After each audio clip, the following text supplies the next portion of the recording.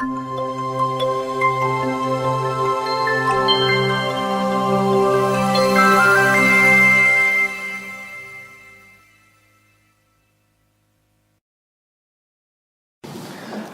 evening. We're continuing the Talmud Series. Today it's number 44. And a preview from last week's lecture. We spoke about Rabbi Yochanan that was sitting in the gate of the mikveh. And the women who goes into the mikveh look at his face, which means it's influenced the look of the baby when he's going to be born. So from here we learn that what the pregnant woman is looking at, it's affecting her pregnancy for good or for bad. And they asked Rabbi Yochanan, you're not afraid of Ayin Hara? And he said, I'm from the descendants of Joseph. Joseph is protected. He got the blessing from his father Jacob. This is where we ended last week. Today we're continuing. We're still in the Gemara in Masechet Baba Metzia. And this is what it says. It says like this.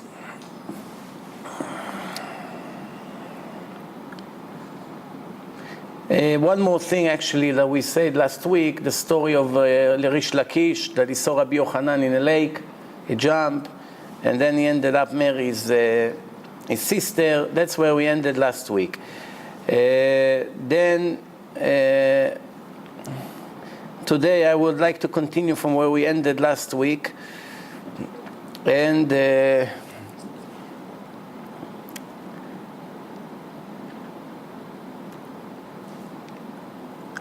Gemara is speaking about Rabbi Zera, also one of the important rabbis. Kisalik la'ara d'Israel, when he arrived to the land of Israel, he was in Babylon, in Bavel, he arrived to the land of Israel, Yativ me'at anita, he set 100 days and fast. 100 days. Why did he fast 100 days? Right? That he will forget the Babylonian Talmud and will get used to the way they learn in Jerusalem. Different systems. I don't want to get confused. I have my way, how we were in Bavel. I want to get into the head of the Israelis. How do they learn the Torah, the oral Torah in Israel? Then he fasted 100 extra days for one reason. What reason? That Rabbi Elazar will not die. Which means he will finish his years, not die younger. Then he fasted 100 extra days for another cause. What is it? That he won't end up in Gehenom, in hell. Delo nishlot benura de Gehenom. Every 30 days, he used to make a trial to himself. Okay, I finish a month. Let's analyze the entire month. What I did good, what I did bad, what I need improvement. So he's checking himself. He's reviewing retroactive. How did I behave the last 30 days? How did he know? Listen good what's going on here. He used to put fire in his oven. The oven over there used to be like you see in a tabun, you know, like when they make the pita bread, they attach it, so it's like a hole.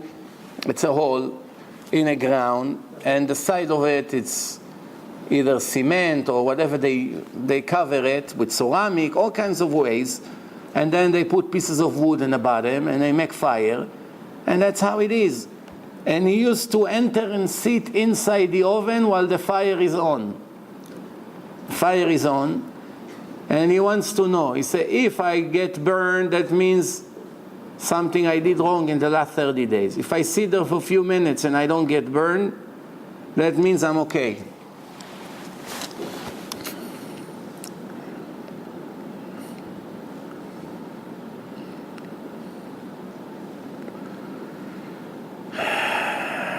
Isn't that like just putting this out? We are talking now, of course, you have to always remember, some of these stories there are much more secrets into them than what it sounds like. What it sounds like is it's one way, and the inside of the stories is much, much, much deeper. There are many commentators who explain the secrets of all the Talmud stories, but definitely never should understand it literally the way it is. You understand? Then the Gemara says, Amar Rav Yehuda Amar Rav, Mai dichtiv mi haish hachacham veyaven et zot. What is the Torah meant when it says, who is the wise guy who will be able to understand? To understand what? V'asher diber pi Hashem elav vayageda. The words of Hashem that spoke to him. What? Spoke what? Al ma avda haaretz. What is the reason that the land was destroyed? What's the reason the land was destroyed? The rabbis, the sages, the prophets, everyone, their time passed and none of them gave the answer. Until HaKadosh Baruch Hu himself, God himself, gave the answer. Why? Because they left my Torah. They neglected the Torah that I gave them. And Rabbi Yehuda says, what do you mean? Everyone learns Torah. What does it mean left the Torah? Everybody learns Torah. Imagine today, I don't know, 70-80% don't even know what the Torah is.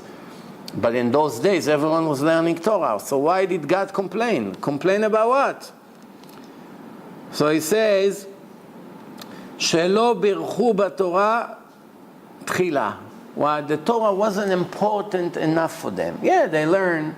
It's like people go to college. Why do they go to college? They want to get the master degree, whatever. They want to get a job one day. Nobody's interested really in learning. Somebody goes, if he was able to pay, I don't know, X amount of money, whatever the college cost, instead of sitting there 5-7 years, if they tell him, just pay the 7 years tuition and you're a doctor. That's it. You don't have to bother with all the learning. What would he say? Yeah, of course, I'll learn from the doctor, slowly, 2-3 months in a hospital, I learn what to do. I'm going to waste now learning all kinds of things. Math. What math has to do with medicine? All the other things I'm going to learn over there, let's not waste my time. Here it's different, but still, the people learn Torah, but they learn Torah because you're obligated to learn Torah. Because God says you must learn Torah, you don't have a choice, you must. There's a difference of someone who comes every day because what can I do? I have to learn. I don't want to have problems with God. Or that the Torah is all your life. There's many, many answers. What's the meaning that did not make a blessing first? You know, when we go up to the Torah, before we learn in the Torah, before we read, we make a bracha. Bracha before, bracha after. Same thing when you eat. You eat an apple, you make borei pri ha'etz, you finish, you say borei nefashot. So it's blessing before, blessing after. Every fool does it. You don't need to be a rabbi to know it. Every little kid, before his bar mitzvah, already heard it 500 times. Everybody knows it. Even people who are not Shomer Shabbos, once in 10 years, you call them up to the Torah in some cousin bar mitzvah, most of them still remember from 20, 30 years ago. So what is going on here? In a generation that the biggest rabbis in history lived, they didn't make bracha in the Torah? What does it mean here?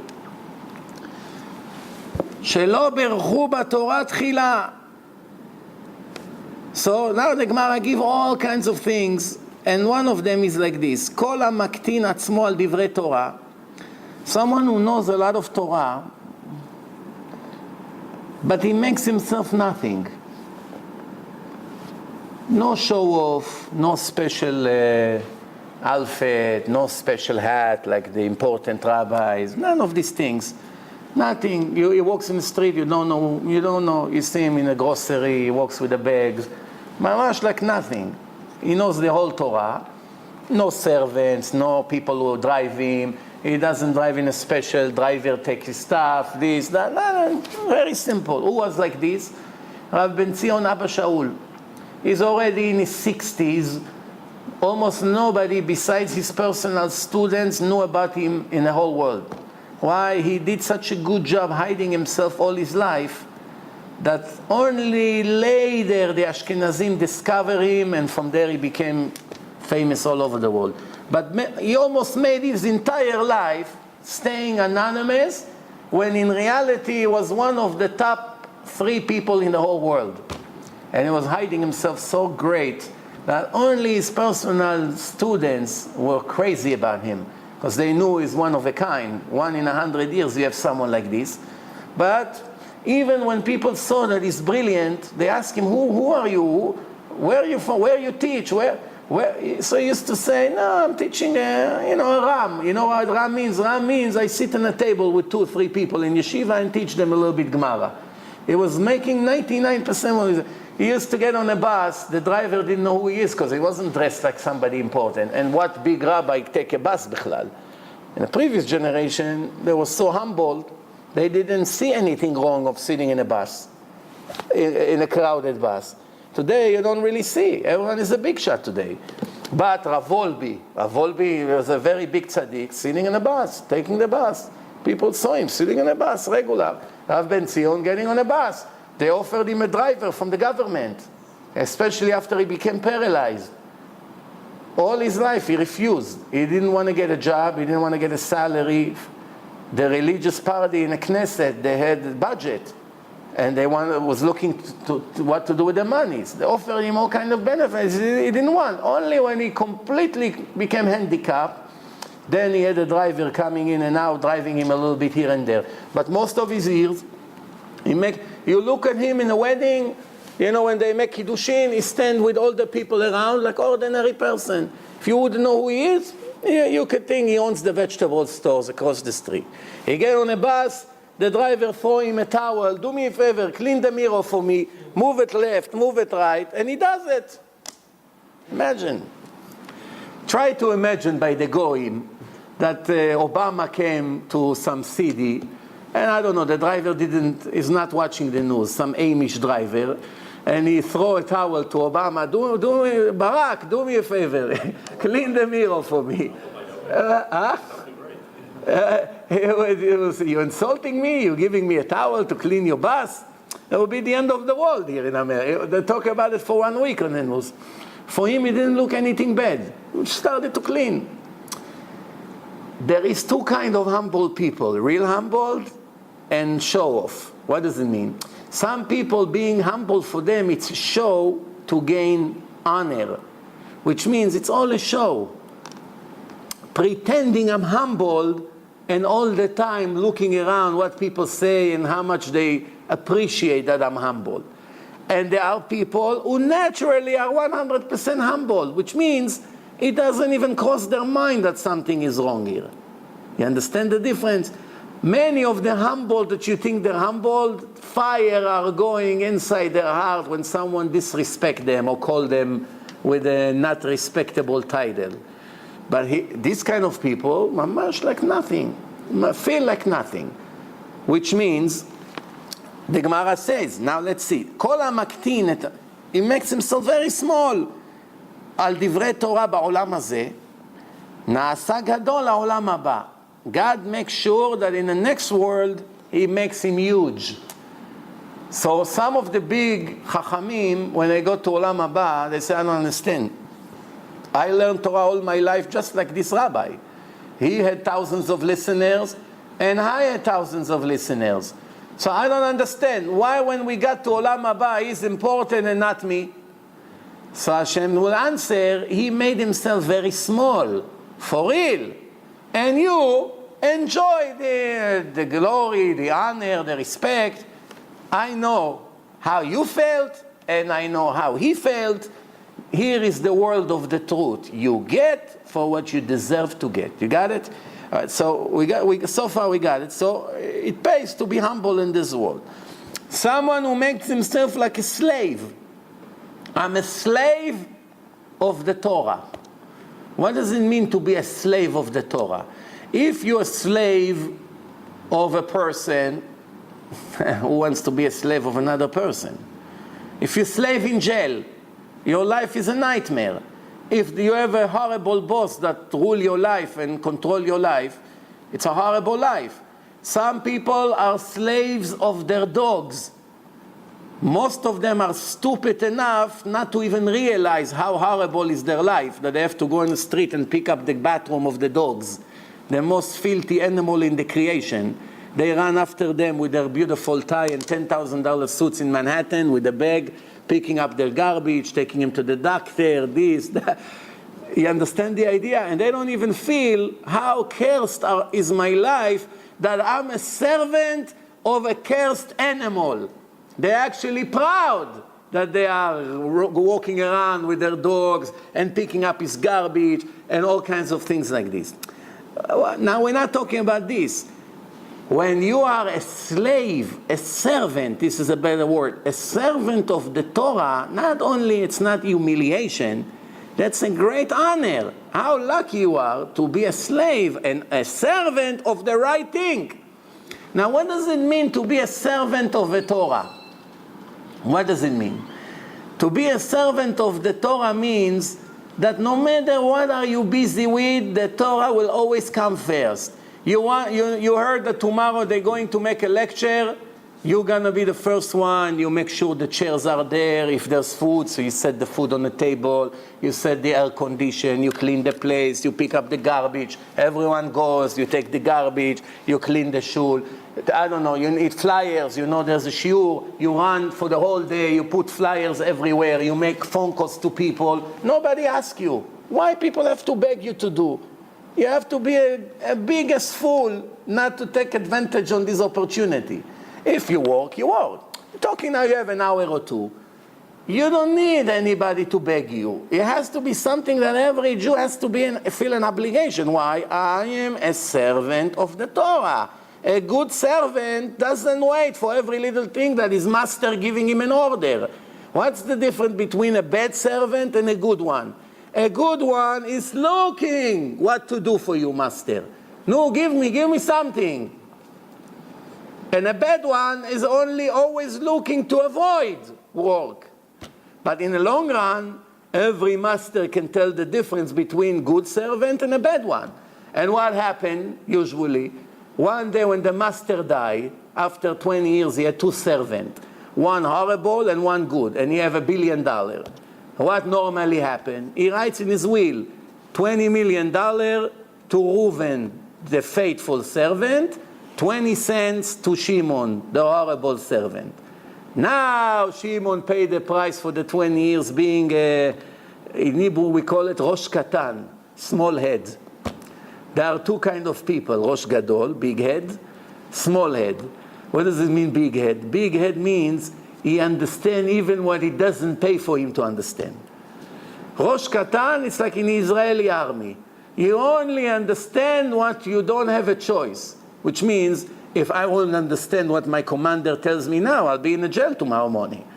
So now I have to understand. So let's press a button, I understand.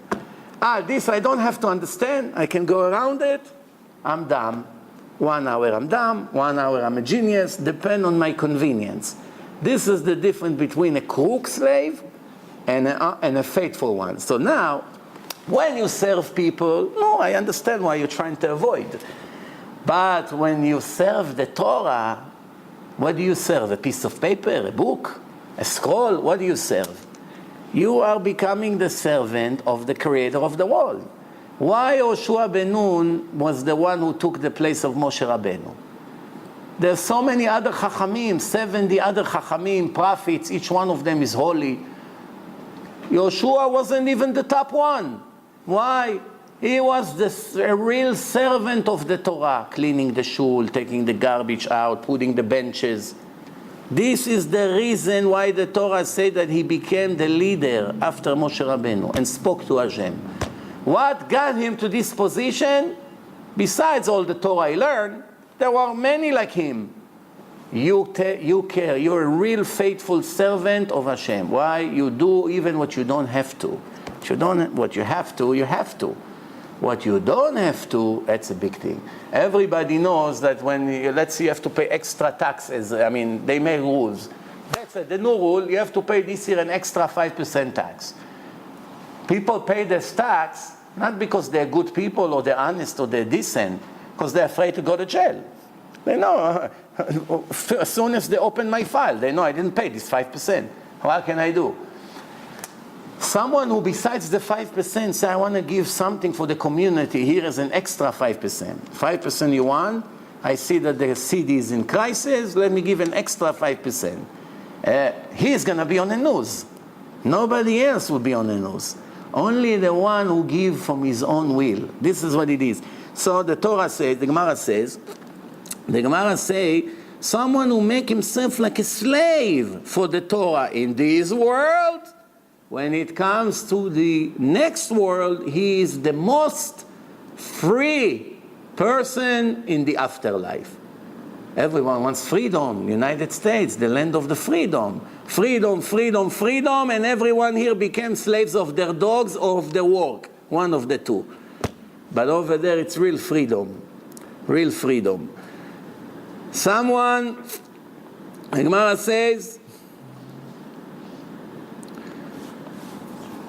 Rish Lakish, Ava Metzayen Me'arta de Rabbanan. Rish Lakish, he had a vision, and he was walking in the Galilee, in Israel, in the north, and taking a marker and make marks in certain caves and show this is the cave where this rabbi is buried. This is the cave, like putting signs.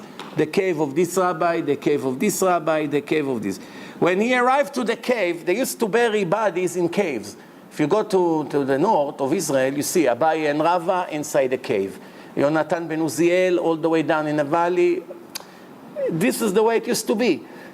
So when he arrived to the cave of Rabbi Chia, which was a legendary rabbi, he ignored it.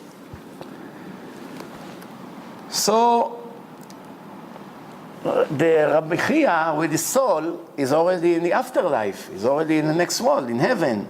So he said to Hashem, Ribono shel Olam, Master of the world, I didn't learn Torah just as good as this guy that is ignoring my grave. The announcement was, you learn Torah just like him, but you didn't teach Torah like him.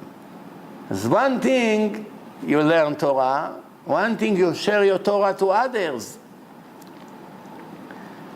Rabbi Hanina and Rabbi Chia were arguing. Amar le Rab Hanina le Rab Chia, Be'adi Didi Kaminst, you're arguing with me? Don't you know that if, God forbid, today everyone will forget the Torah, I will be able to recreate the entire Torah, everything from my knowledge without missing a detail. I'm able to tell you the whole Torah from everything by heart, from the beginning to the end. So why are you arguing with me? So he's telling him, if the Torah was chas v'shalom forgotten from the nation of Israel, right? I was able to return it with my brilliance. Amar lechia le Rabbi Hanina. So he answered him, and you arguing with me? I already made sure that the Torah will not be forgotten. You, if it will happen one day, you will be able to bring it back. I already took steps to make sure that the Torah will stay. What did I do? I put seeds of linen in the ground. Linen, it's like cotton, it's growing. No. And then from that linen, I made nets. Linen is known as stripes that are much stronger than wool. That's why the expensive suit, they sew the button with linen. That's why it makes it not kosher. When linen and wool gets mixed, the Torah does not give permission to a Jew to wear it. Why?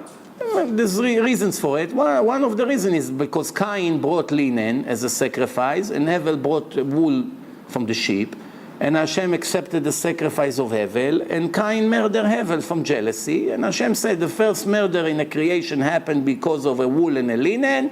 I make a decree that they can never be mixed. And there's many other things.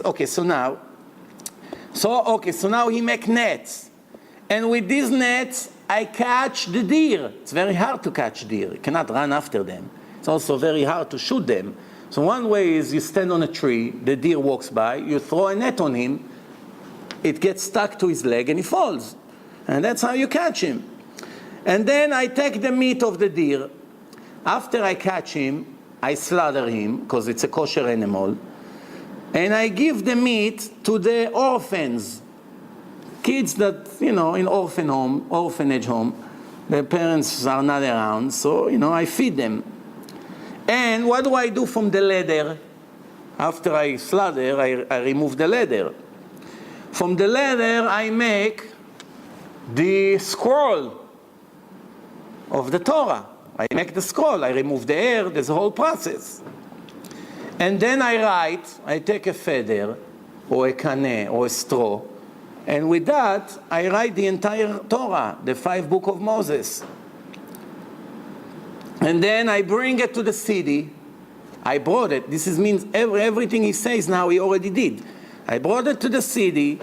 I read the whole Torah and teach it to the children, to the kids. And then I teach the Mishnah, the oral Torah.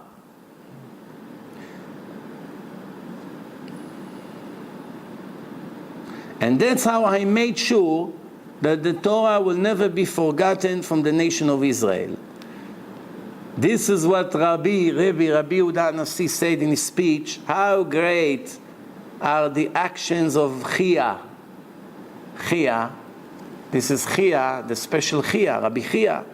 Amar le Rabbi Ishmael be Rabbi Yossi, you praise him so much. Do you think he was even greater than you? Now remember, Rabbi Yehuda Nasi is the one who wrote the Mishnah. And he is the president of Israel. And he is from the descendants of King David. And he was an important person. So he told him, you think that he even went higher than you? He said, yes. Even greater than my own father, which I am nothing compared to my father. And he was even greater than my father. He said to him, no, don't exaggerate. You're giving him more than what he deserves. Chas v'shalom, cannot be. Why now we're talking about this? Because this is the Chia that they didn't mark his grave. Why? After all what he did, it wasn't even enough compared to this Rish Lakish, which was a Baal Tshuva.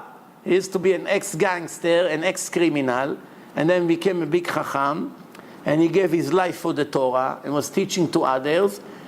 And he got upset that Rish Lakish was marking all the graves and he skipped his. Even though, of course, it wasn't intentional, but the complaint of Rabbi Chia in heaven to Hashem was, what sin did I make that from all the people that he marked, I wasn't in a list? By the way, 1500 years later, the Ari HaKadosh, the Ari, which is the biggest Kabbalist in the last 2,000 years, he went again in Tzfat and in Galilee, in all the north of Israel, and remark all the graves. Everything almost we know today is thanks to the Ari. The Ari, 1 in a million years you have a soul like his. He reached levels that even people that are mentioned in the Torah couldn't get. For instance, we have in the Torah Abraham, Yitzchak, Yaakov, then we have David, legendary names. Everybody knows King David, King Solomon. What was special about the Ari? Nowhere I've seen myself, maybe I'm wrong, but it's worth to check. Nowhere ever I saw that even Yaakov Avinu, Jacob, or Abraham, or any one of them was able to look at the rock, each rock, and tell you what wicked person is reincarnated in that rock and what's the sin he used to make. Nowhere I've seen that there's any person from Moshe Rabbeinu until now that was able to look at the person's image in his forehead and tell him all the bodies that this soul was in the past, all the reincarnation. When a dog killed a kid, he knew who the kid was and who was the dog, and a wicked person reincarnated as a dog, and he used to be a cheater that cheated with his married woman, and this is a mamzer that was born. He was able to explain all the mysteries. If you ever go to Israel, you go to the north, there's the legendary cemetery. All the big names are buried there. The Rabbi Yosef Karo, the wrote Shulchan Aruch, Chana in Shivat Banea, Chana and her 7 sons. We just cried about her yesterday in a shul, Tisha B'Av. We had some of the prophets, Rabbi El-Kabetz, who wrote the Mizmor Lecha Dodi, the Ari HaKadosh right there. Mamash, all the biggest names. Yes, maybe more than 100 names that are legend in history, even some of them by the Goyim. And look at the big tombstone that on the grave of the Ari Kadosh, it's engraved inside a brief summary about his life. Mamash, like you, for a minute you were thinking it was King Solomon. And he was able to go and tell you, here, this person is buried here, and this person is here and here, and based on that, we know where the graves are. All the graves you go in Israel today, without him, almost none of them you would know. Because 1,500 years from the time of Rish Lakish, nobody would know already to remember such a thing. Amar Rabbi Yehuda Amar Rav, everything Avraham Avinu did for the angels that came to him in a custom of Arabs. You know, the angel came to Avraham Avinu. Avraham Avinu was in the third day after he was circumcised. It's the most critical day after the Brit Milah. It's the third day. And it's a very, very hot day, the hottest day in history. And Avraham is searching for guests, and Hashem sees that he's anxious to have guests, and he sent them these 3 Arabs, which in reality they are angels, but nobody knows. They look like people. And the angel comes, and now listen good to what the Gemara says. Everything Avraham did directly to the guest, Hashem paid him directly to his children. Everything he used a messenger, he gave an order to someone, to one of his servants, you do this, or to his son. Hashem paid him through a messenger. What's the difference? For instance, he ran to the cows to bring 3 cows. Why 3? 1 cow, it's not enough for 3 Arabs. How much an Arab can eat? Take the biggest Arab in the world. Can he finish 10% of a cow? A cow, it's more than a ton of meat. Even a year it takes to finish it if you put it in a freezer. So what's the problem? Why does he need 3 cows? Because he wants to give them the tongue. The tongue is an important piece. Now, did you ever see the size of the tongue of a cow? You only see from the outside half a feet, I don't know, like 10 inches or something like that. But the truth is that if you go through the throat, if you take it all the way from inside, it's very big. What's the problem? You cut it to 3 different thirds, and you give each one of the angel a third. The Gemara said, no, it's not the same. The piece inside is very thick. All the way inside the throat is very juicy, much more delicious than the piece outside, which is very thin. It's not fair. Bottom line, he needed 3 cows, even though, remember now, there's no refrigerator, no freezer. Today, if you have 3 important guests coming to you and you want to give each one of them a whole tongue, what do you do with the cows? Cut it, you and your messenger, wrap it, $9.99, $10.99, $12.99, you put it by the butcher, you sell it. Or you sell it to the butcher. Or you put it in a freezer. Or you make a big party and 500 people eat from the rest. But Avraham doesn't count how much I lose. He wants the Arabs that he finds on the street. Arabs. It's not his brother, his cousin. Arabs from a different nation. He never saw them before. And he goes out, he brings the cow, 3 cows by himself. He brings them. Okay, so what happened? Because he ran by himself and was a very wealthy man. Let's not forget that. He was one of the richest people in the world, Avraham Avinu, at that point. He's already blessed by Hashem. Even when he bought the Meharat HaMachpelah from Ephron, what did Ephron, which was the leader of the Goyim, was a very wealthy man, what did he say to Avraham? Here, you can have it for free. You are the president of God among us. Nasi Elokim ata bekirbenu. When we want to ask questions from God, you are the rabbi of the world. Well, you want to buy it? You want to pay me money? In the end, he ripped him on the price. The Gemara said, the wicked people, they talk a lot, and even a little bit they don't do. The righteous people, they talk a little bit, and they do a lot. But the wicked people talk and talk and talk. In the end, I'll call you next week. Next week, when you call them, they're not available. I'm telling you, it's almost always the same story. Anyway, so Avraham ran. He got meat for the guest. when the nation of Israel came out of Egypt, Hashem brought meat for the nation of Israel by himself. Where does it say? Veruach nasa me'et Hashem. Hashem brought wind. There was these birds that flying. It's called slav. Very nice, delicious chickens. Birds, kosher birds. They were flying to one direction. Hashem brought very strong wind. And all of them fell right by the nation of Israel. They picked them up, chopped their head off, and ate them. That's called slavim. Then the Torah says, "Vayikach chem'a v'chalav." He took milk from this cow. He make milk, and he also make butter. So he made butter and milk. What does the Torah say? "Hineni mamtir lachem lechem min hashamayim." What did Hashem say? I'm sending you man. Man, Abraham did with his own hand. He prepared for the meal. I'm preparing for you a meal. Directly. Then it says, Ve'u omed aleim tachat ha'etz. They sitting under the tree, because it's very hot day, remember, the hottest day ever. So they're sitting under the tree, and he, the richest guy, standing there to serve them. It's hard to believe. Try to imagine today, take the richest Jew in the world, the richest religious Jew in the world. I know one of them, without mentioning his name.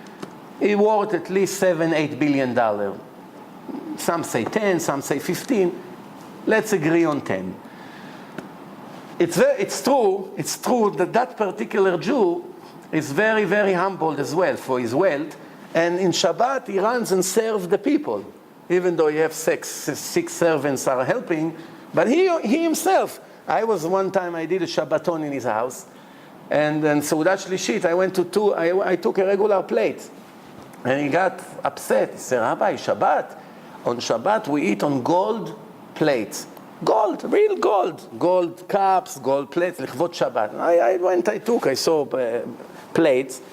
I want to take, they have buffet over there. I take a little food. No, right away. Now I have a little baby. I give him a $10,000 glass. Crystal and gold engraved inside. I feel bad. The whole meal, my son's going to knock this guy on the floor. There's a little baby. He doesn't need. Give him a plastic cup. No, Shabbat. Eat. Break it. I don't care. But even someone like this, if we see 3 Arabs coming in the desert, let's see he drives with his caravan there somewhere in Morocco, and he see 3 Moroccan Arabs walking like this in the hottest day. He runs, he make shish kebab for them, he serves them, doesn't know who they are. This guy is crazy. It doesn't make sense. Nobody would think he's a Baal Chesed. Today people would think it's crazy, something went wrong in his head. So Abraham is standing and serving them. The same thing the Torah says, Hineni omed lefanecha sham al hatzur bechorev. Hashem did the same thing to Moshe. No? Abraham olech imam leshalcham. Then when they walk, Abraham went with them. He walked them out. Hashem olech lifnehem yomam. And Hashem walked the nation of Israel directly. Then Abraham say to the boy, Yukach na me'at mayim, go bring water. That's he didn't do directly. Water. And what did Hashem do? Ve'ikita batzur ve'yatzu mimeno mayim ve'shata ha'am. Hashem didn't bring the water directly. He asked Moshe to speak to the rock and bring water. Why? He couldn't bring water? What's the problem? No, you, Moshe, will bring. Why? Abraham didn't bring the water. He sent someone. I'm sending someone. No, yafeh. Then, for 3 rewards, for 3 things that he did, we got 3 rewards. For chem'a v'chalav, for the butter and milk, we got the man, thanks to that. For standing and serving them, we got the pillar, the cloud that showed the way, the pillar of fire that shows them the way. GPS. Primitive, but divine GPS. Much more reliable than the one today. Make a right. Baka and Garbia. You want to go from Afula to Tel Aviv. In the middle, a big arrow. Baka and Garbia, the GPS. Fne smola. Enter Baka and Garbia. A direct journey into, you know where. Then you say, no, it cannot be. It's an Arab village. They'll slaughter me over there. You continue straight, then there's another opportunity around to make a U-turn and go back to Baka and Garbiya. And the GPS say, make a U-turn. Go again. Maybe the Arabs planted something in a GPS. They want to have guests. I don't know. But bottom line, this is a divine GPS. So, thanks to what? Why we got that? For what? We got it for the service that Abraham gave them. And then, Yukachna me'at mayim, go and bring water. They got the well of Miriam.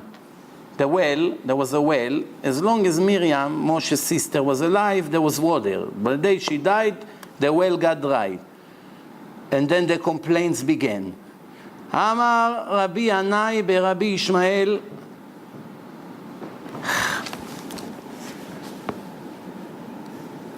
Avraham said, wash your legs. Use the water to wash the legs. Why? One of the idol worshipping ways used to be that they take off the dust from the legs and bow down to it. So the Arabs, they told him, you're suspecting that we're worshipping this Avodah Zarah? That's why you want us to wash our legs? Because of that, he had Ishmael that worshipped that Avodah Zarah. Ishmael, the father of all Arabs. Vayera elav Hashem kechom hayom. It was a very hot day, and Hashem came to him in the hottest day ever. Mai kechom hayom, the Gemara say. That was the third day of his circumcision. And Hashem came to visit Avraham and see how he's doing. And Hashem took the son out of the shell. By the way, that's one of the proofs that the Torah is divine. Because nobody was able to know 2,000 years ago that the sun has a shell. Today, with special equipment, you can prove that the sun is covered with a klipa, with a shell. But David HaMelech, 3,000 years ago, he wrote, L'Hashem sam oel ba'em, Hashem covered the sun. And then Chazal say, in the future to come, Hashem will make a hole in the shell of the sun, and in 1 second it burns all the wicked people on the world, all of them. 1 second. You won't even need an atomic bomb. 1 second, the energy comes out of the sun and burns the entire world. In case you didn't know, the temperature in the center of the sun is 15 million degrees Celsius, which is about 22 million degrees in the United States temperature. 22 million degrees. We have 90 degrees and I'm fainting. Free air condition and I'm dripping sweat. Imagine now 90 degrees become 22 million degrees. They won't have time to sweat, that's for sure. What happened to the wicked people? It's going to be a curing sun. Beautiful day. It won't burn them. Miracle. One of the last one ever. But that's it. But the Midrash, Chazal say, לעתיד לבוא מוציא הקדוש ברוך הוא חמה מן הרתיקה. In the future to come, God will take the sun out of his shell. How did they know? What person was able to know 2,000 years ago that the sun has a shell? Only a person who had direct connection with God, and he told him the secrets of the creation, which is who? Only the nation of Israel, nobody else. In case you have doubts, watch Torah and Science. So now, the Gemara continues. The Gemara says, Hashem took the sun out to make sure nobody bothers him. His third day of his milah. What does he do? Run outside to look for guests.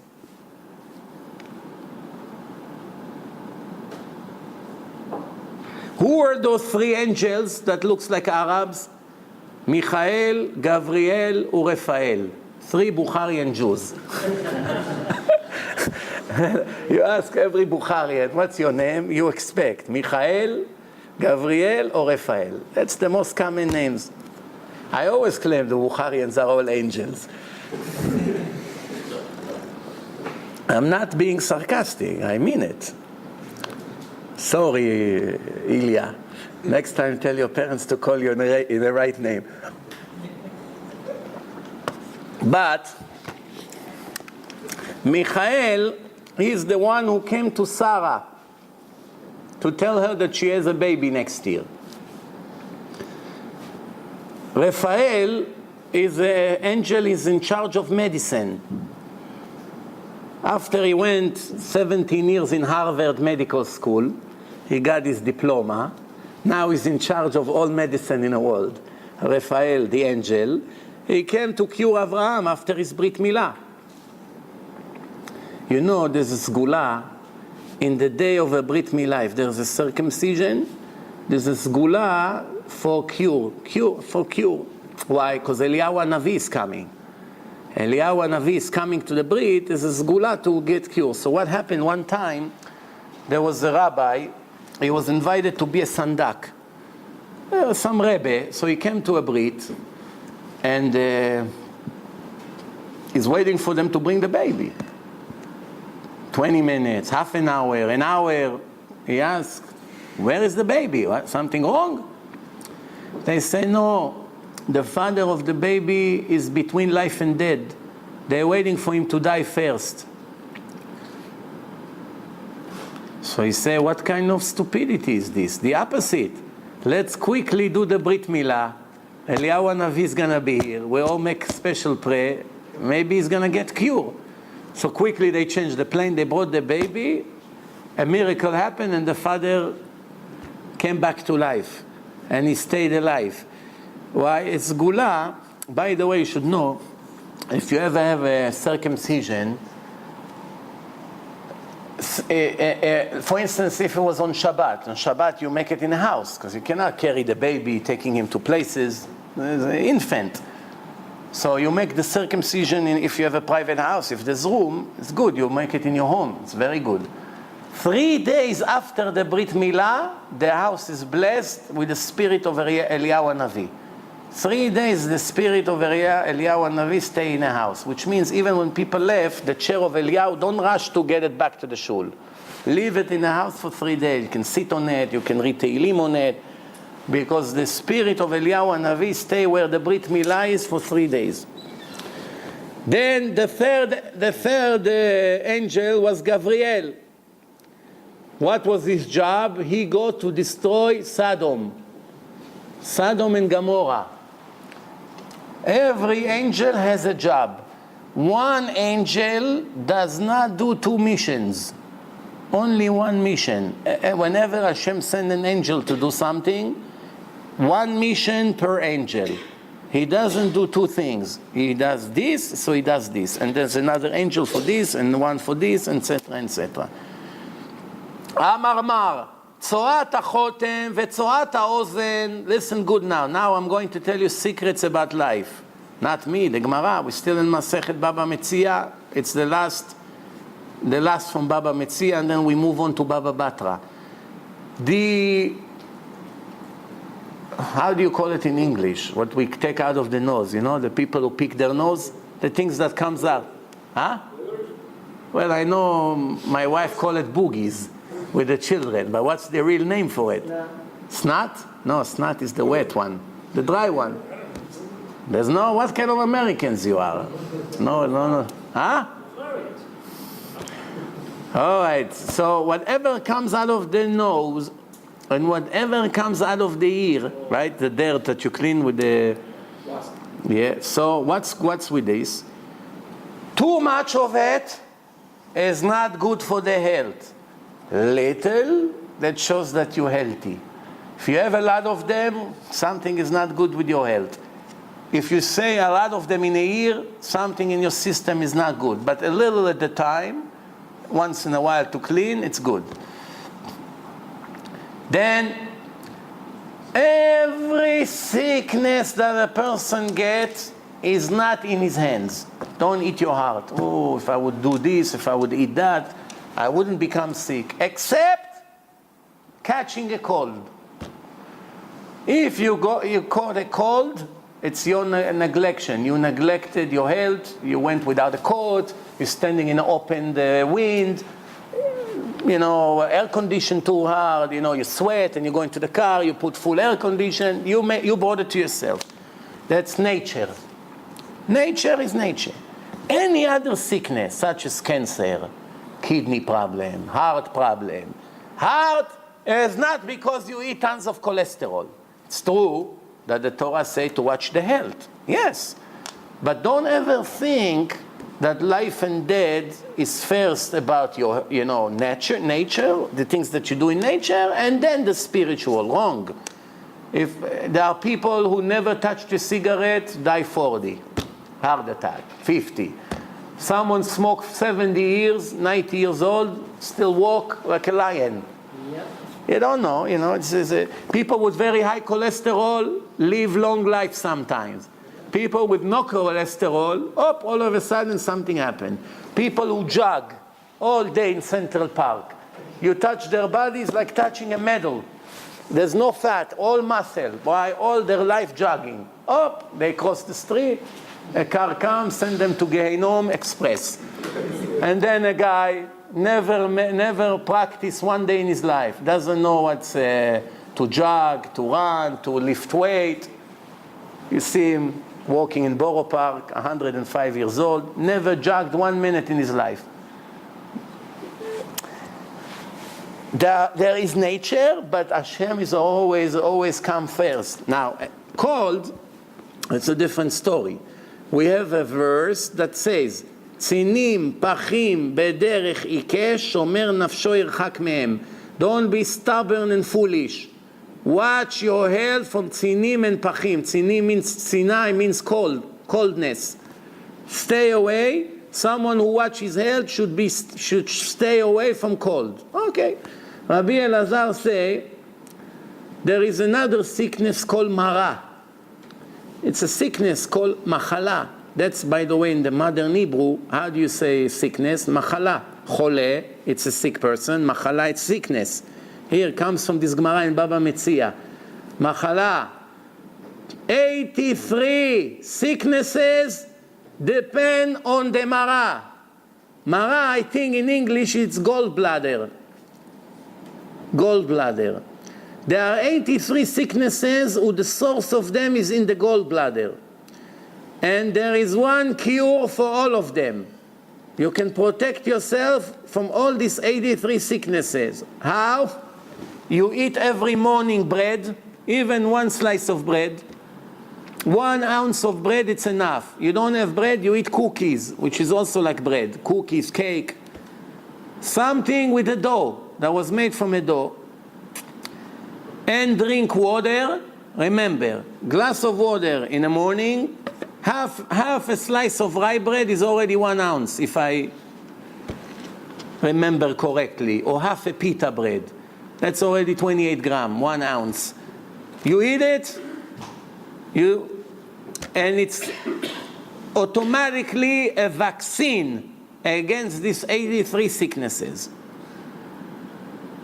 Then the Gemara say, תנו רבנן, 13 דברים נאמרו בפת שחרית. 13 things were said about the bread of the morning, the importance of eating bread every morning. 1, it saves you from the heat. You suffer less than in the heat. Some people, they can walk in the street. 1 is dying from the heat, 1 is not so much. Why is it? One of the reasons, could be other reason, could be the nature of the person. Some people are boiling all the time, even in the winter. From inside, it's like fire. Some people in their nature, they're cold. They're always cold. Even in 80 degrees outside, they're looking for a blanket. So it's also depend on blood pressure and many other things. Also stress. Person that is under stress, 2-3 degrees, the heat of his body is higher. He sweat, he suffer.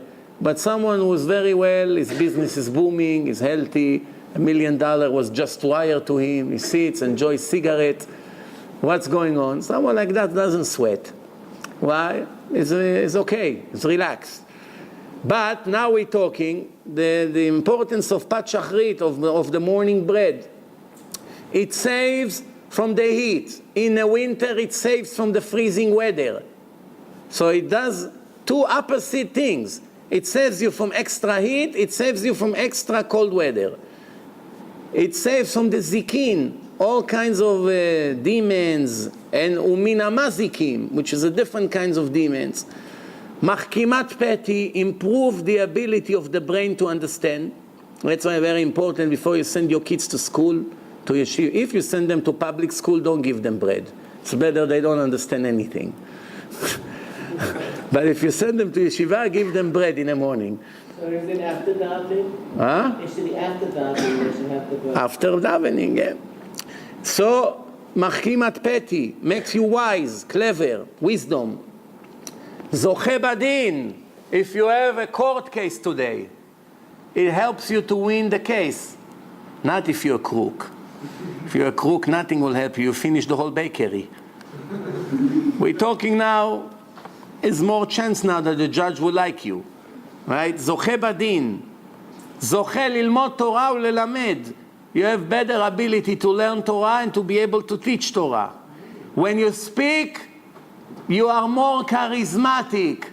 People like to hear you. Sometimes you wonder, there are two speakers. Both of them will give the exact same drasha, same speech. One gets very high recommendation, 5 stars, almost all the people, and the other one, 1 star hardly. Same exact words.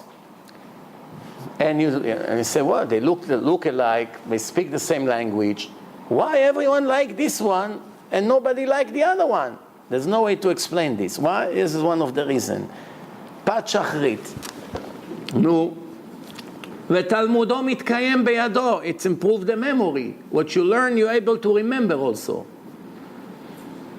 And your flesh, your skin doesn't stink, doesn't smell.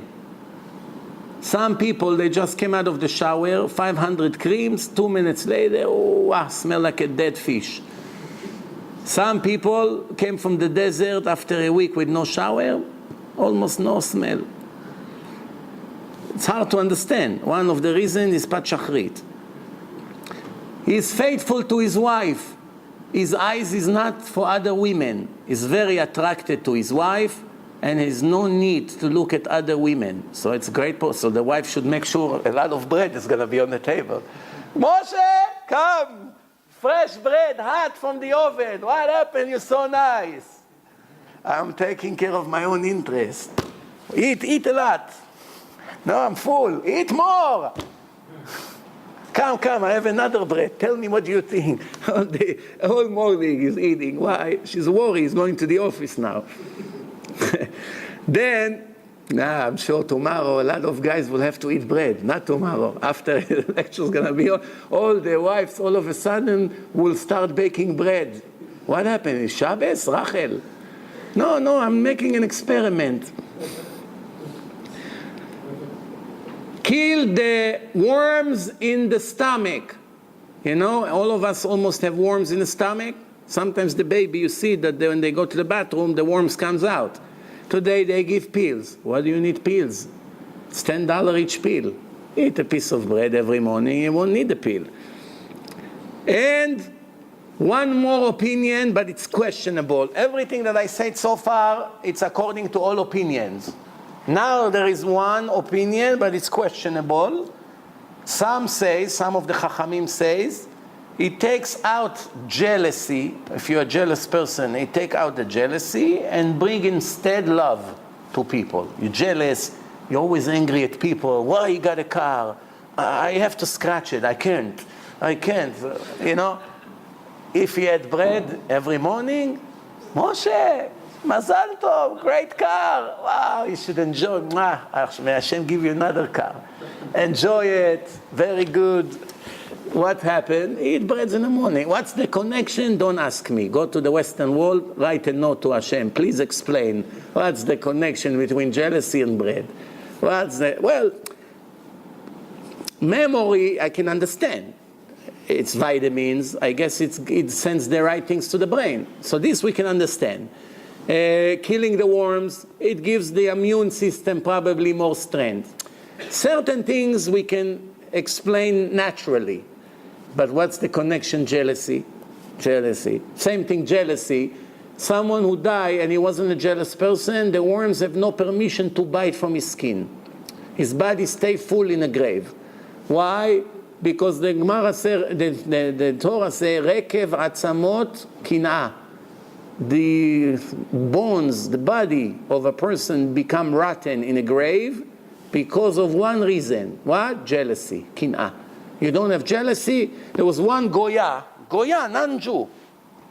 She was buried for a long, long time, and then, I'm sorry, not a Goya, a Jew, but not religious. A Jewish woman buried in Russia for a long, long time, and her family, after who knows how many years, they decided to bring her body to Israel. Instead of flying to Uman every year, they decided to be in Israel. So what happened when they took their body out of the grave? She was complete. So the rabbi that came to rebury her, he was very, very impressed. He thought, "Whoa, what a big tzadikah, Mizrachi Elimenu, and we didn't know about her. Maybe we'll make a big ad that people come to pray by her grave. She's buried for 40, 50 years and not one hole in the body, complete." So he came to the grandchildren. "Whoa, who was this woman? She was a rabbanit? What is she?" No, she wasn't even religious. So they came to the rabbi. "Rabbi, here, there's something not clear in the Torah. The Torah say only people who have jealousy, the worms and the snakes eat their body. But if they don't have jealousy, the body stay full. Here is a woman, not religious bichlal." So they say you have to investigate. They went back to the family, and what did they find out? That the last 60 years of their life, she was in coma. Yeah, since a young age, she was in coma, and then she died. 60 or 40. This story is more than 10 years old, so I don't remember the details. But throughout most of her life, she was in coma. When you're in coma, you don't have what to jealous with. You live in your own world. So, the Gemara, we finish Masechet Baba Metzia B'Sha'ah Tova. We still have 5 more minutes. Let's start Baba Batra. Next week, the lecture is 8:30 sharp. Please don't be late. Today, everyone was late. It's 8:30. We're going back to winter schedule now. Even though it's still August, but there is no reason now, once it gets dark around 8, there's no reason why to start late. 8:30 to 10. Then I have another lecture. So like this, I can start my other lecture earlier. Okay, now, so Amar Rabbi Yossi, Shkulat tzedakah keneged kol hamitzvot. Tzedakah, charity, is important like all the other mitzvot. Very important mitzvah. Why? Because there are many things about tzedakah in the Torah that when you review all the comments that God made about people who give charity, then you come to the conclusion that it's count like all the other mitzvot. Now is a great bonus. Great bonus. What's the bonus? If you are very poor, you broke, and you want to give tzedakah, you want to give charity, but you don't have. And sometimes it really make you depressed. You like your rabbi, what he's doing. You want to help him out. You want to sponsor CDs. You want to sponsor the yeshiva where you're learning. You see the yeshiva is having difficulty. You're dying to do it. And you say, Hashem, you give me $1 million, I promise you right away $500,000 I give to the yeshiva. Right away. And then the rest I'll give slowly, slowly. And you mean it. And you're planning to do it. And you don't get it. No, what's going on now? How is a person that is broke, that doesn't have an extra dollar a month to give tzedakah, can do more tzedakah than even someone like Bill Gates, who already gave $20 billion tzedakah? How you can do it? You make other people give tzedakah. If you make other people give tzedakah, every money that they gave, it would count that you gave more than them. This is one of the greatest things in life. This is a gift that Hashem gave to the poor people. You don't have to give? Okay, no problem. Make your friends give. Which means you have a rich uncle. You come to your uncle, you say, hey, Itzik, I know this rabbi, he makes CDs, he gives them for free and people become religious. Each CD, DVD cost him $1. give me $5,000. I want to give him that he can make $5,000 for the next concert. He will give 5,000 CDs. We'll make another 300-400 Jews religious. No, yeah, Itzik, come on, we family. Write check, write. No, all day, doesn't leave him alone. Oh, you nudnik. Okay, here, take 5,000, leave me alone. In Shamayim, it counts that your uncle gave 5,000 and you gave more than him. 100% literally, not metaphoric. Where is the source? Here, in the beginning of Baba Batra. Right, in the beginning, the Gemara speaks about it. Amar Rabbi Elazar, Gadol Ame'aseh Yoter Min Ha'oseh. It's not only in charity. Every mitzvah that you make another person do, once he did it, he gets full reward for it, and you just received from Hashem bigger reward than him. You convince some guy to put tefillin, it counts like you put more than him. I don't know, 1.5 times, 1.2, 1.7, 2, 5, I don't know. It's Hashem calculation. He put, for you it was better than him. You spoke to a group of 50, and they all came to you and say, okay, here, let us put, like the Chabadnikim standing in the Western Wall, another one. Everyone who puts this Chabadnik, it's count like he did. Another one, 5, 10, 20. So he's standing there 10 hours a day. I don't know, 200 people put. It counts for him that today he put tefillin 200 times. That's it. What happens if tomorrow they continue to do? After you ignite the spark in their heart, every time they put tefillin, it's like he did. Very good investment. So, obviously the best thing is to make a Jew religious. You don't have to talk to him about each mitzvah separately. Once you make him religious, everything is going to learn what to do. He comes, he learns Torah. Every day he sits and learns Torah. He learns 1 hour, it counts like you learn more than him. So every one of the people who you convince to do mitzvot, partially, fully, full repentance, partial repentance, 1 mitzvah a day, 1 mitzvah a week, whatever the case is, he become your salesman for life. You have override residual income from him, from his children and grandchildren for eternity. And there are so many foolish people who can do millions every day and they do nothing. How they can do? You're in college. You know hundreds of people. What's the problem giving them CDs? What's the problem? Someone sent me from university yesterday an email. Would you agree to speak in my university to all my friends? Of course. Clever guy. He called me. I go. I do the job. He's going to have 50 of his friends. 5 of them will become religious. Every mitzvah they'll do, go to his account. What did he do? Made 1 email. Finished. You got the point here or no? Or make a flyer. I have this guy from Brooklyn, Joey. He made a flyer. Explaining a little bit about my organization, 16 years, making Baalei Tshuva. Everyone wants to donate on his credit card. Every dollar they will ever donate, it counts like he did. What did he do? He worked a few days on it, moving, comments, correct, fix, erase, add, change the picture. Fine, a little headache. 10 hours of work, and it's over. That's it. From now on, every time a person will give $18 a month, it's like he gave. Another person, $100 a month, it's he gave. A person gave $1,000 a month, count he gave. He comes to Shamayim, he says, you are number 1 in the world in tzedakah. Me? I'm broke. I'm a student. What's tzedakah? Moshe, Yitzchak, Avraham, John, this, that, all the people who ever gave, it's your mitzvah. This is the Gemara. Gadol ha'me'aseh yoter min ha'oseh. You open a website, you put lectures over there. Everyone who learns now in your website, count you did. It's about time people will start to use their head. You can earn so much more. We kill ourselves to do few mitzvot a day for 70 years. We get up in the morning, we pray shachrit, one mitzvah. Tzitzit, 2. Tefillin, 3. Then we eat Birkat Hamazon, another 3 mitzvot. No, so now we have 7. We go to the bathroom, we come out, we make bracha, 8. Wash our hands, 9. Lunch, Birkat Hamazon, washing, 15. Dinner, 20. What? How many mitzvot you can do a day?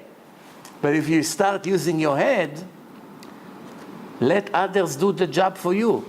That's what the Torah says. Melechet tzadikim na'aset bidei acherim. The work of the righteous people are done by others. 2 things you need. One is to be clever. You care. You really want Jews to do. And second, you have to be righteous. Why you have to be righteous? And if you're wicked, you cannot give charity. Wicked cannot convince other people. He won't have blessing. Because the Torah says, "Ve'larasha amar Hashem, ma lecha lesaper chukai." And God say to the wicked person, "Wicked, what? How dare you teaching my laws to others? I'm not interested in your filthy mouth." Why does Hashem care that the wicked person convince others to be righteous? Because Hashem doesn't want to give him this bonus. That's the whole thing. That's why you can see 100%. 2 rabbis come to a wealthy Jew. One collecting for his children for food, for Shabbat. So he wants $500 that he will have for this Shabbat to eat. And one wants 500 to make 500 DVD seminars and give it to secular people. 99 out of 100 fools will give to the poor family that are hungry for food. They will give them the money and will not give $1 to the one who makes other people religious. Now, one is a fool, 5 are fools, 10 are fools. It cannot be 99 of them are fools.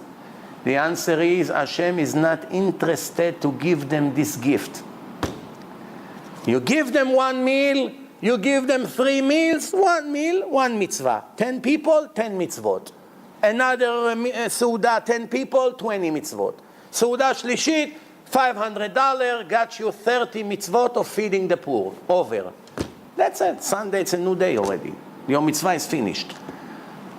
Making 500 DVDs and making 50 Jews religious, that's trillions of mitzvot goes to your account every year. Him, his children, grandchildren, his wife. He makes other people religious. He built the synagogue. He helped the yeshiva. It's a mountain of mitzvot goes to your account. Hashem doesn't want to give it to you. If he loves you, he opens your heart. I saw it in my own eyes few times. I usually never waste my time going to the rich people to help me for my cause, because I know nothing comes out of it. They never give. I just saw it. Last week, I have a good friend. He told me, don't worry. Somebody owe me. I helped him in Hong Kong. And I told him, okay, you made me a partner with this mitzvah. Now I have 1 mitzvah that I want you to be my partner. He said, partners all the way. He told me, come 4 o'clock. We'll meet in his office. I went there. He gave me a stone to hold more than $2 million. Then he threw 20 stones on a table, each one more than $100,000. So it was all together $4 million right in front of me on a piece of paper. And then, not only did not give, he insulted me and his friend that is doing business with him for years like 2 dogs. What was his claim? I'm telling you, first, everything was beautiful. I have to tell you this for you to understand how Hashem interferes with the free choice of these wicked people. You have to see. I go in, my friend present who I am. He tells him I know him, I see what he does. Here, go to his website, see what's going on. He's smiling. So far, everything looks good. But I already been in this movie. I know how it's going to end. So I'm sitting, listening. So then he said, where are you from? I said, from Monsey. Oh, you know this guy? There's one guy sell diamonds in Manhattan. He's from Monsey. I say, yes, I happen to make him religious. That's a very good start for a meeting, no? You come to a wealthy guy. He pulled a name. 12 million people in New York. He pulled a name. You know this guy? Yeah, I went to his house. He had curly hair like this, was laying on a bed like an Indian guru. That's how he was, with all kinds of weird clothes. And I opened up his eyes, and I got him out of there, and I brought him to yeshiva. And today is, Baruch Hashem, a serious religious guy who learn and work. And happened to be, it was 1 year my chevruta learning with me Gemara every day, that guy. So he said to me, no, you're lying. You didn't make him religious. He told me a different name. I say, which name? He gave me a name of another person. I said to him, you know what? Why don't you put him on the phone? Put him on the phone. Nah, put him on the phone. Call him up. How are you? He said, you told me that that person made you religious. Now I have somebody else. He said that he went to you and got you out of the apartment and showed you the proofs, and he brought you to yeshiva. So the guy said, wow, he's right. He's right. He did all the beginning. That person that I told you, it's with the years later. But it's true. Without him, I would never get to the yeshiva. So he said, so how is he? He said, the best. Give him. And this is a multi-billionaire. We're not talking millionaire here. This is a person who makes billions. So he said, believe me, every dollar you invest, it's great for you. We talk. Everything looks great. I show him the CDs. I open him the website. I show him how many views every month. So I have to see you in action, he say. Why do you need to see me in action? I just show you 700 lectures on the website. I gave you CDs. I gave you everything you want. Why you need to come? This is how the excuses begin. All of a sudden, the Satan got into him. He got up, started to not really yell, but speaking very bad to my friend. Next time, don't surprise me with rabbis. I love Rabbi, especially this guy. I like him. I see he's real. I spoke to my friend. I trust my friend. But next time, don't surprise me. You tell me I have to talk to you and you bring me a rabbi. I have to go now. We'll be in touch. And it's over. Well, HaKadosh Baruch Hu doesn't want to give him this bonus. Doesn't want. There's nothing you can do. If I would come to him and say, I'm feeding poor people, I need $10,000, 99% he would tell me, here, good luck, I'm happy to help you, no problem. Why? It's a one-time mitzvah. 150, 100, and it's over. Everything that is temporary, there is a much bigger merit to do. Something that is eternal residual income, almost nobody has the merit to give money to this cause. Almost nobody. And you always, if you don't believe, go 2 days of your life. One day you go to rich people, you tell them, I'm collecting for synagogue. I'm collecting for poor family. I'm collecting to buy, I don't know, whatever, everything that it's X amount and it's over. Much more cooperation. Anything that is always like a continuation of merit, nobody gives anything. Why is it? Because this is the way it is. When you make others make mitzvot, whether it's your money or your mouth or your fingers, you're typing messages. I always say on the Facebook, Hashem gave the Jews, those who are already there, such an opportunity to make thousands every day aware of lectures. How? You go to all kinds of lists, 50,000, 200,000, 300,000. Friends of Jonathan Pollard, I don't know, 70,000 people.